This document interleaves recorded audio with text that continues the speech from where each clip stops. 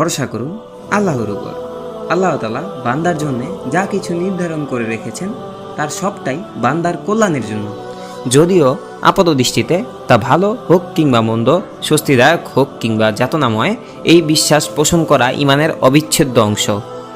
রাসূল সাল্লাল্লাহু আলাইহি সাল্লাম বলেন, শপথ সেই সত্তার যার হাতে আমার প্রাণ, আল্লাহ তাআলা মুমিনদের জন্য এমন কোনো বিষয় নির্ধারণ করেন না যাতে তার উপকার নেই, আর এই বিশেষত্ব মুমিনগণ ছাড়া আর কারো জন্যেই নয়।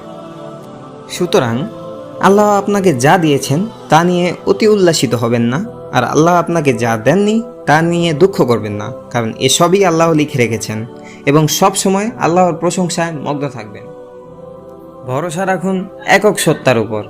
একক সত্তার আদেশ ছাড়া একটি গাছের পাতাও নড়ে না, এবং বিশ্বাস রাখুন তিনি আপনাকে উত্তম প্রতিদান দিবেন, এবং তার প্রশংসায় মগ্ন থাকুন সকাল বিকাল। ভরসা রাখুন একক সত্তার উপর, যিনি আপনাকে সৃষ্টি করেছেন এবং আপনার ভাগ্য নির্ধারণ করেছেন।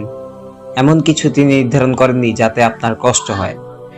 আল্লাহ স্বয়ং নিজে সূরা বাকারায় বলেছেন, যে ব্যক্তি আল্লাহর উপর ভরসা করল তার জন্য আল্লাহই যথেষ্ট।